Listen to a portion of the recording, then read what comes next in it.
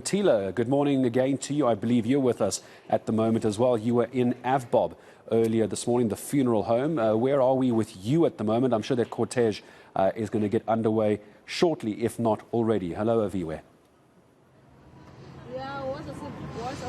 Hello, Gareth, and any minute now, the cars that you see from Avbob carrying the coffins of the 19 teenagers who passed away over a week ago in the early hours of Sunday should be moving now from the Avbob Dance, and they headed to the Scenery Park Stadium where the symbolic funeral will be underway. In fact, I see some of the Avbob personnel going into the cars now. You do understand the coffins are empty at this moment, Gareth, given that some of the families, they've all agreed that this will be a symbolic funeral where thereafter then the families will individually bury their loved ones privately. We do understand already, of course, yesterday there was one funeral happening in Mount Coke already, with another taking place this morning in Butterworth, we do understand. So hence we now have the 19 symbolic,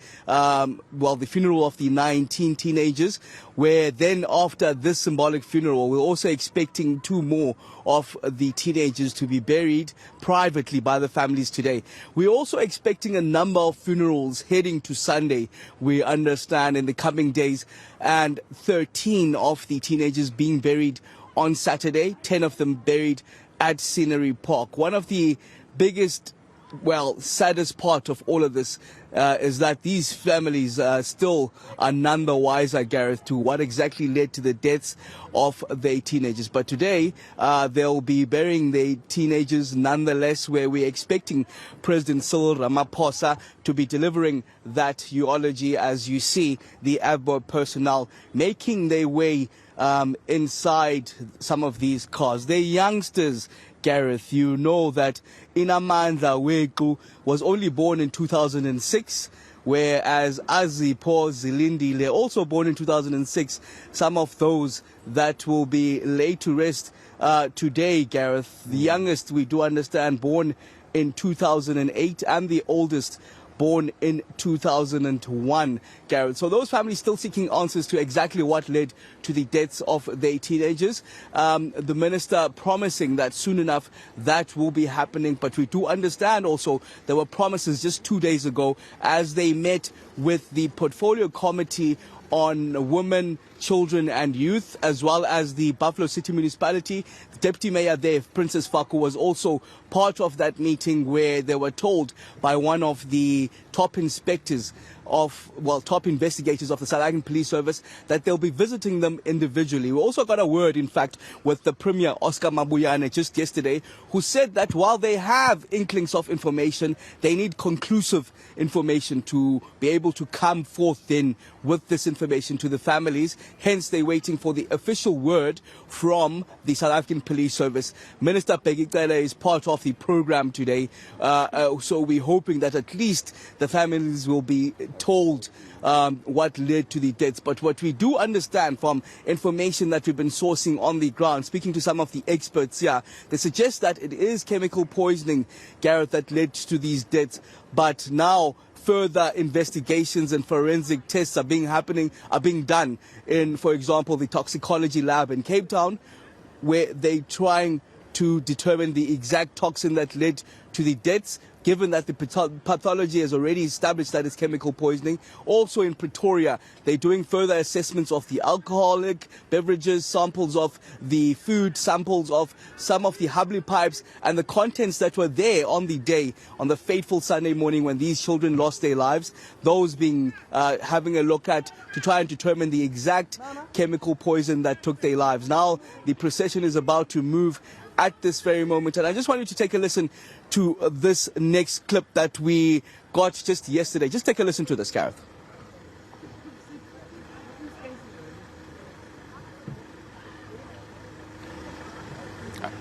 Viwe, I think we're going to bring you that soundbite that you're referring to a little bit later, Viwe. I don't think we have that soundbite ready for you. Our team will grab that in a couple of minutes. Just give me a sense of, Viwe, as I stay with you for the moment while we find that soundbite. How far is the drive from where you are currently to where Scenery Park is and the symbolic funeral itself is going to be taking place? I'm seeing quite a few cars. How long is the drive?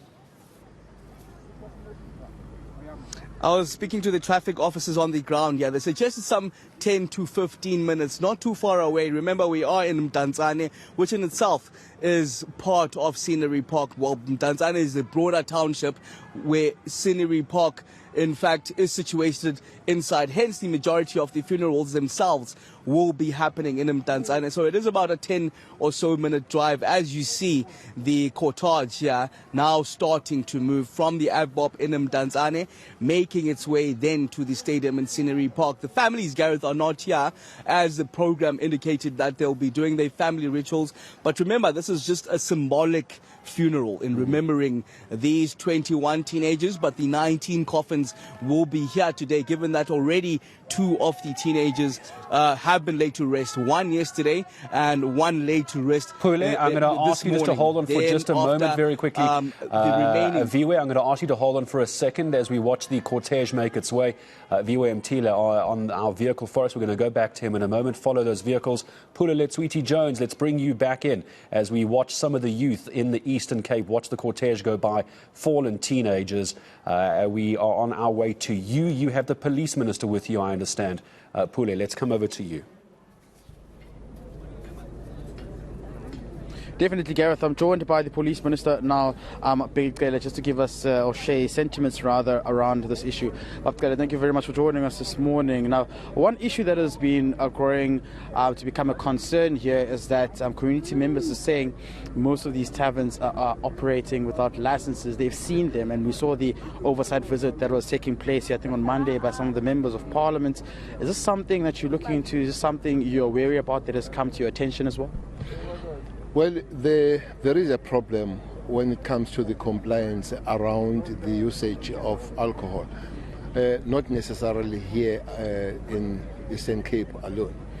One major thing that one has been raising, and I think we need to pursue, is that we'll have to have one overarching legislation dealing with the alcohol. Remember, every province had a special legislation. For instance, in this province, we had 3-in-1 legislation on consumption, off consumption, and distribution, which means you can drink and have a takeaway, and they drive you home and all that kind of thing. Indeed, the compliance that should start with the liquor boards, making sure that everything is in order as they grant that license. But municipalities themselves, they have this question of extending the hours willy-nilly.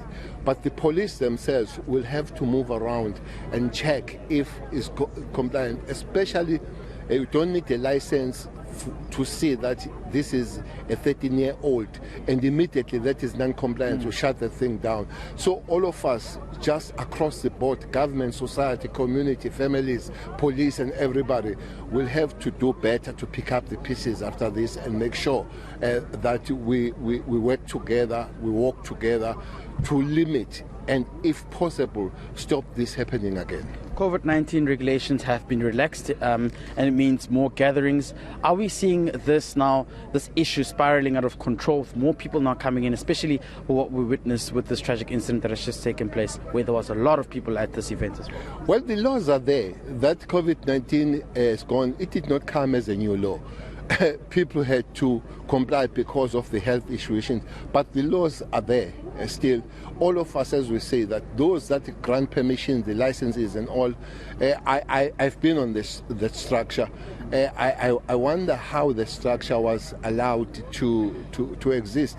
It is in the wrong place, I guess. That place is not demarcated. It's in the middle of the houses. The place, I'm told that officially is supposed to carry about 25 people, and you have seen the numbers that were all there and all that.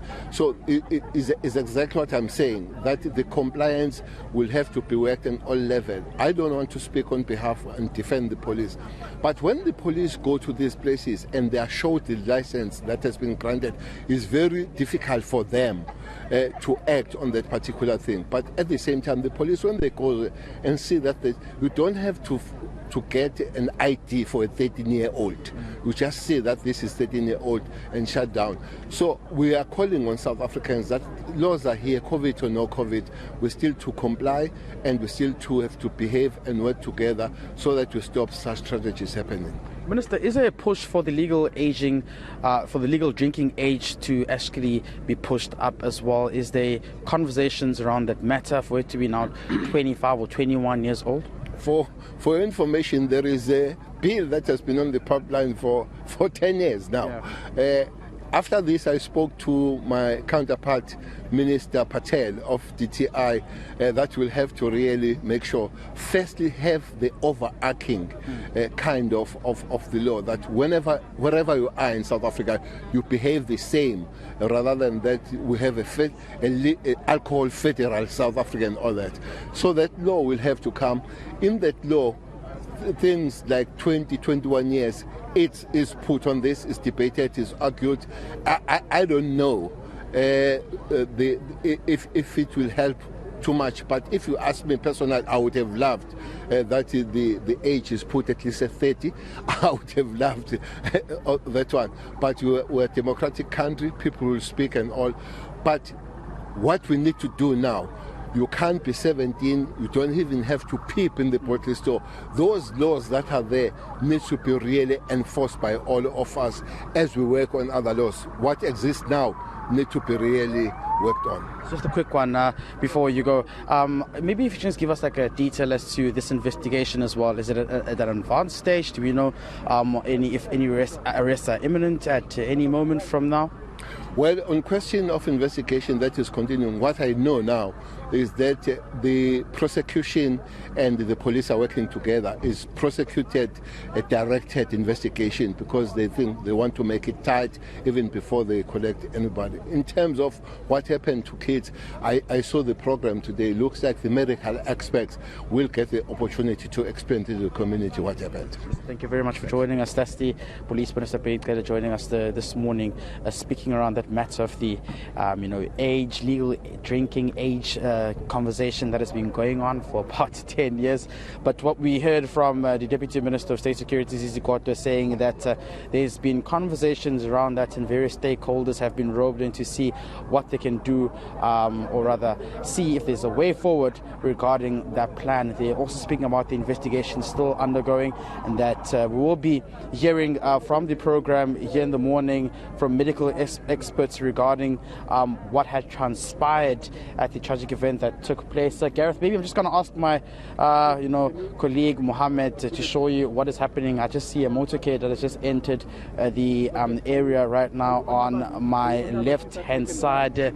I presume probably it could be a minister or the president having arrived, because it seems as though the cars are heavily protected by officials of SAPS. There you can see just on my left-hand side there. Any moment from now we will be seeing who is stepping out of the car, but we've also seen some members of cabinet making their way into the venue. We've seen public members also arriving here at the venue. Just apologies for that, for those shaky visuals that are coming on screen right now, but this is just the live footage coming from Scenery Park in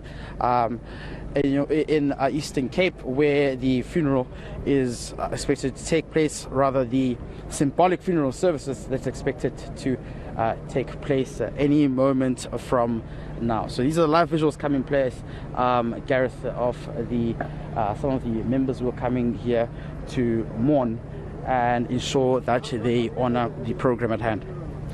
And we're going to come back to you again in just a few moments from now, aren't we, Tumza, as we see on the right-hand side, Scenery Park, where the symbolic funeral, this symbolic ceremony is going to be taking place, Tumza, as well. On the left-hand side, the that cortege is moving, but Yeah. not moving very quickly. It's supposed to be quite a short drive, but not too much movement at the moment. Absolutely. And I mean, I also saw visuals there coming from Bula's site of school uniform wearing, pupils coming in. I can only imagine that those were probably friends, classmates, community, neighbors, friends who were coming to pay their last respects, Gareth, because as you mentioned before, these were young teenagers, as young as 13 years old. The youngest born only in 2008 on the 23rd rather of February.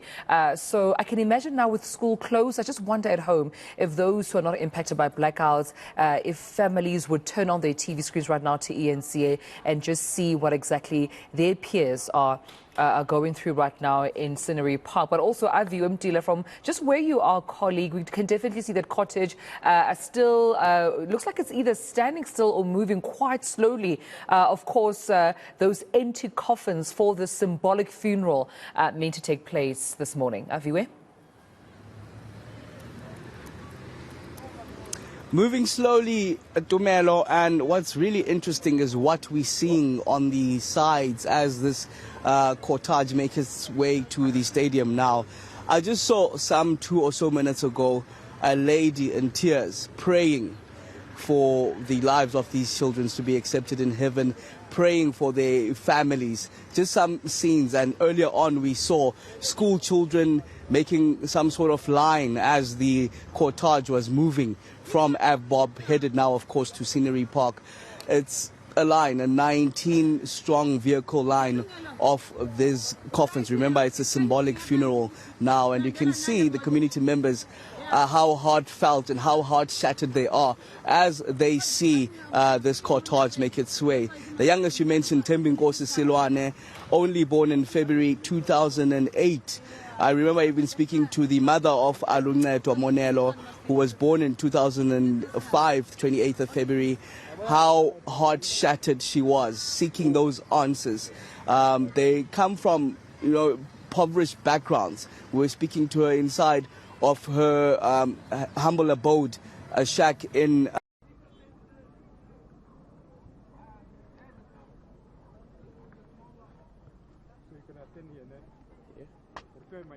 Yeah.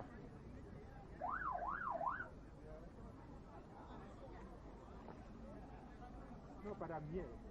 Oyama,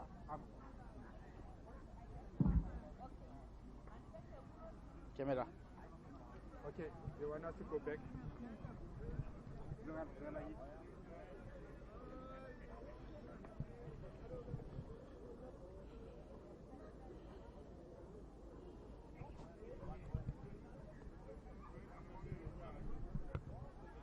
Yeah, we're not going outside the gate.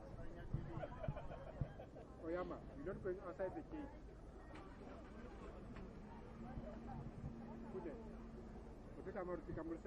Yeah. So that I can see those cars. Okay, sharp.